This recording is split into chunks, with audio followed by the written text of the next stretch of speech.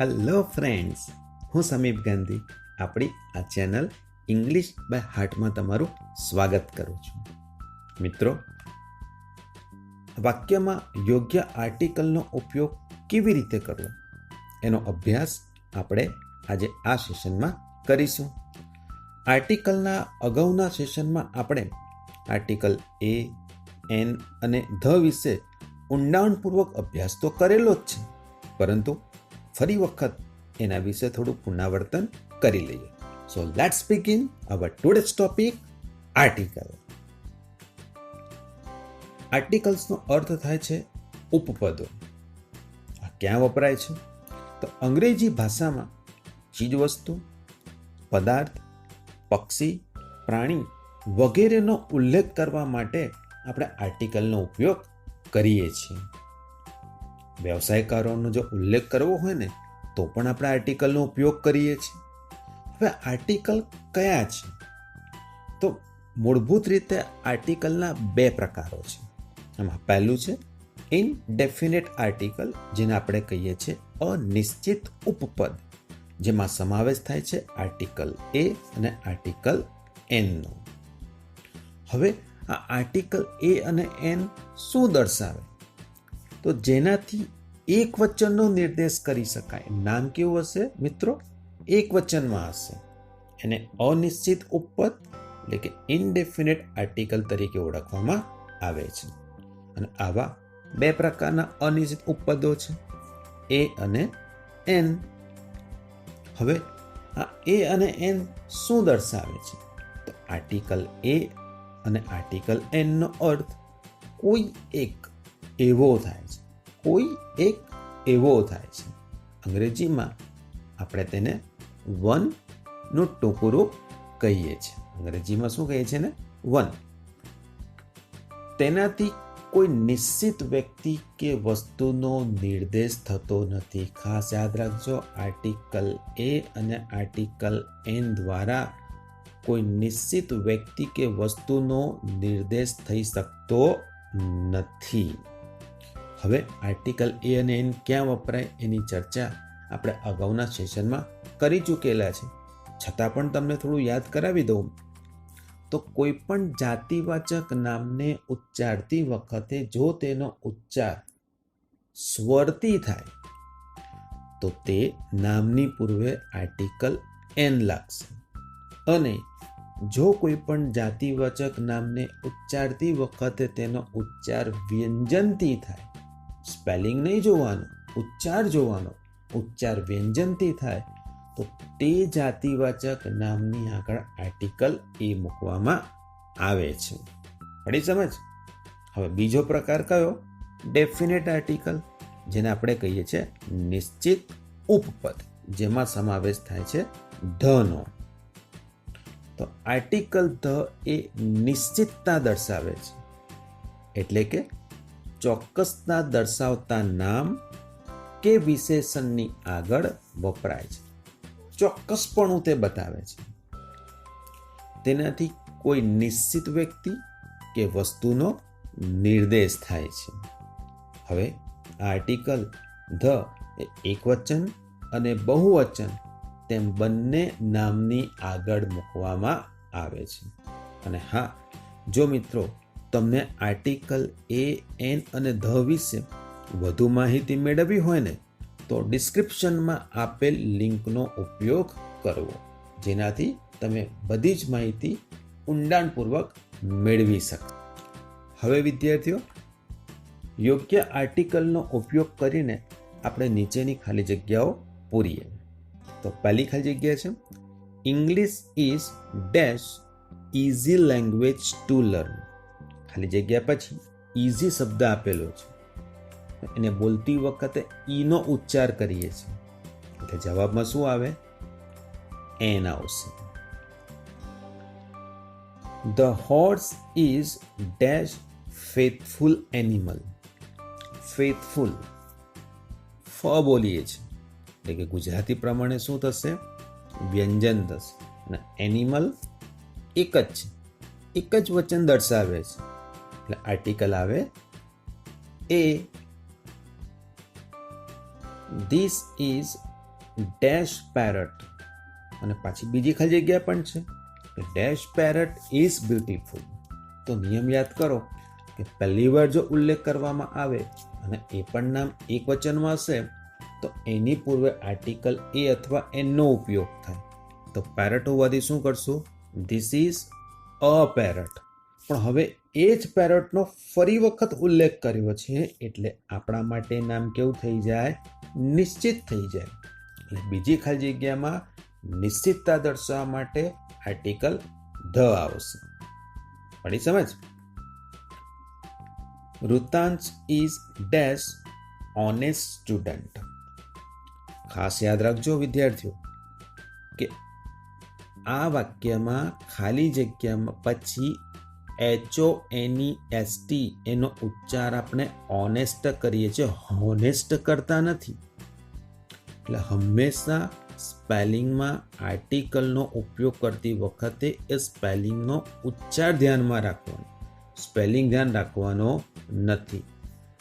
તો આ વાક્યમાં ઋતાંશ ઇઝ ડેશ ઓનેસ્ટ હોવાથી આર્ટિકલ શું આવશે? એન આવશે.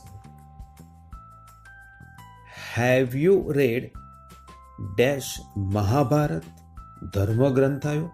એની પૂર્વ આર્ટિકલ શું મૂકીએ છીએ? ધ મૂકીએ છીએ. I am dash MSc student. શરૂઆત તમે એમથી કરો છો પરંતુ જ્યારે એનો ઉચ્ચારો છો તો એમ એટલે કે અ બોલો છો તો પછી ખાલી જગ્યામાં શું આવે? એન આવે. Mister Shah has dash scooter. Dash scooter is new. ફરી વખત બે ખાલી જગ્યા આવી. તો પહેલી ખાલી જગ્યામાં અનિશ્ચિતતા બતાવવા માટે સ્કૂટર છે તો શેનો ઉપયોગ કરીશું? Mister Shah has a scooter. હવે એ સ્કૂટરનો ફરીવાર ઉલ્લેખ કર્યો છે આપણે, આપણા માટે સ્કૂટર કેવું થઈ ગયું? નિશ્ચિત થઈ ગયું. તો બીજી ખાલી જગ્યામાં આવશે આર્ટિકલ ધ. પડી સમજ? મુકેશભાઈ ઇઝ ડેશ ઓનરેબલ મેન. શરૂઆત એચ થી કરી છે પણ ઉચ્ચાર શું બોલો છો? અ બોલો છો. અને મેન એક વચન છે એટલે આર્ટિકલ શું આવશે? એન આવશે. વધી આગળ. Dash Quran is a holy book of the Muslims. ફરી વખત ધર્મગ્રંથનો ઉપયોગ કર્યો, આર્ટિકલ શું આવે? ધ આવે. Dash Ganga is dash longest river of India. નદીના નામની આગળ આર્ટિકલ ધ મૂકીએ છીએ. હવે લોંગેસ્ટ આવ્યું જેને કહીએ છીએ સુપરલેટિવ ડિગ્રી. તો સુપરલેટિવ ડિગ્રીની આગળ એટલે કે એ વિશેષણના પૂર્વે પણ આર્ટિકલ શું મૂકીએ છીએ? ધ મૂકીએ છીએ. તો જવાબ આવશે the longest river of India. Dash sun rises in dash east. કુદરતના યુનિક અજોડ તત્વોના નામની આગળ પણ આર્ટિકલ શું મૂકીએ છીએ? ધ. તો સનની આગળ શું આવશે? ધ. દિશાઓના નામની આગળ પણ આપણે શું મૂકીએ છીએ? Article the. તો ઇન ધ ઇસ્ટ આવશે. The train was late by dash hour. Hour અ બોલીએ છીએ, આર્ટિકલ એન આવશે. All dash animals in this zoo are not wild. હવે ખાલી જગ્યા પછી એનિમલ્સ છે, એક વચન નથી, બહુવચન છે. બધા જ પ્રાણીઓ નિશ્ચિત છે, આર્ટિકલ ધ આવશે. This is dash place where I was Born. હવે તમે એ સ્થળની વાત કરો છો કે જ્યાં તમારો જન્મ થયો હતો. એ સ્થળ તમારા માટે કેવું થઈ ગયું? નિશ્ચિત. એ જ સ્થળ કે જ્યાં તમારો જન્મ થયો હતો એ નિશ્ચિતતા દર્શાવવા માટે આર્ટિકલ ધ મૂકવું પડે. Valmiki wrote dash Ramayana. ધર્મગ્રંથ આવ્યો. હવે તો સમજ પડી ગઈ, આર્ટિકલ ધ આવશે. Palitana is dash place of pilgrimage for dash Jains. તો પહેલા એક સ્થળની વાત કરી છે તો એક સ્થળ હોવાથી આર્ટિકલ એ આવશે. અને ત્યાર પછી જૈન્સ હોવાથી આર્ટિકલ શું મૂકો છો? ધ મૂકીએ છીએ. The Hindus, the Muslims, the Jains, the Sikhs. યાદ છે ને મિત્રો? My father gave me dash ₹1 note. ધ્યાન આપજો અહીંયા. ₹1 નોટમાં શરૂઆત ઓથી કરીએ છીએ, પણ જ્યારે એનો ઉચ્ચાર કરીએ ત્યારે વ બોલીએ છીએ. તો વ એ ગુજરાતી વ્યંજન છે અને રૂપી નોટ એક જ છે. તો આર્ટિકલ શું આવશે? અ આવશે. ખ્યાલ આવ્યો ને? Cloud cell across dash sky. Sky આવ્યો એટલે આખો મીચીને ખ્યાલ આવી જ ગયો છે. આર્ટિકલ ધ મૂકવું પડે. They work 10 hours dash day. દિવસનો એક દિવસમાં 10 કલાક કામ કરે છે. ડે એક વચન છે. આર્ટિકલ એ આવશે. What is dash name of that main V mat yesterday. ગઈકાલે પેલા માણસને મળ્યા એનું નામ શું છે? આ માણસ આપણા માટે કેવો થઈ ગયો? નિશ્ચિત થઈ ગયો. જેને મળ્યા એનું નામ. નિશ્ચિતતા માટે આર્ટિકલ ધ મૂકવું પડે. I am going away for dash week in November. Week આવ્યું. આઈ એમ ગોઈંગ અવે એક અઠવાડિયા માટે. એક અઠવાડિયા માટે શું આવશે? અ વીક આવશે. We had dinner in dash very nice restaurant. કોઈ એક રેસ્ટોરન્ટમાં અમે ભોજન લીધું. કોઈ એક. અને વેરી શબ્દ હોવાથી શું આવશે? અ આવશે. Paris is dash capital of France. રાજધાની છે. નિશ્ચિતતા દર્શાવવા માટે ધ કેપિટલ આવશે. It is on dash third floor.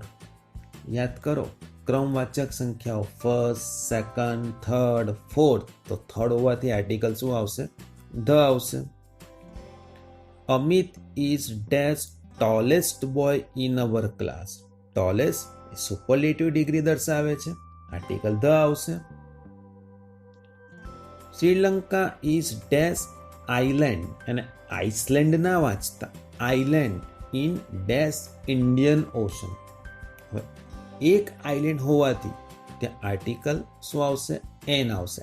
Island બોલીએ છીએ. ઇન્ડિયન ઓશન મહાસાગર ની આગળ આર્ટિકલ આવે ધ. ધ પેરાબલ્સનો મતલબ થાય છે કહેવતો. In dash Bible are very interesting. ધર્મગ્રંથ આવ્યો. આર્ટિકલ ધ મૂકવો પડે. Dash Japanese are fond of arranging flowers. Japanese. The Indians, the Japanese. હે ને? તો આર્ટિકલ શું આવશે? ધ આવશે. We have never seen such dash terrible accident. આવો એક અકસ્માત અમે ક્યારેય જોયો નથી. ટેરિબલ. એક્સિડન્ટ એક વચન છે. આન્સર આવે a terrible accident. Ramesh is dash young doctor. Young doctor એક વચન છે. ઓબ્વિયસલી આર્ટિકલ શું આવશે? એ આવશે. Dash earth moves round dash sun. હવે તો સમજ પડી ગઈ. અર્થ આવ્યું, ધ આવે, સન આવે તો પણ શું આવશે? આર્ટિકલ ધ આવશે. Iron is dash useful metal. ઉચ્ચાર શું કરો છો? યુઝફુલ. ય કરીએ છીએ તો આર્ટિકલ શું આવે? એ આવશે. I will travel dash by ST bus. તો એસટી બસ આવ્યું. ખ્યાલ આવે છે? તો એસટી ભલે એસ આપેલું છે પરંતુ ઉચ્ચાર શું કરો છો તમે? ઉચ્ચાર શું કરો છો? એસમાં અ તો આગળ શું આવશે? An ST bus. ખ્યાલ આવ્યો?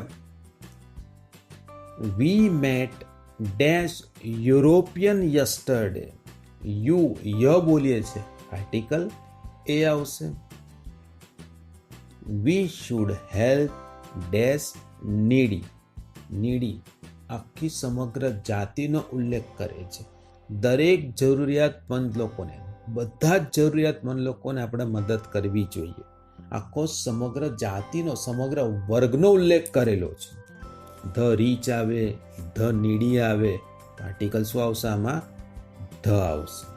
તો મિત્રો, મને આશા છે તમને ખૂબ સરસ રીતે આ સમજાઈ ગયું હશે. અને વધુ પ્રેક્ટિસ કરતા રહો કે જેથી આર્ટિકલ એ, એન અને ધ ક્યાં અને કેવી રીતે મૂકવા એ તમને સરસ રીતે સમજાઈ જશે. તો હવે નેક્સ્ટ ટોપિક નવા સેશન સાથે ફરી વખત મળીએ. Till then, good bye, take care, thank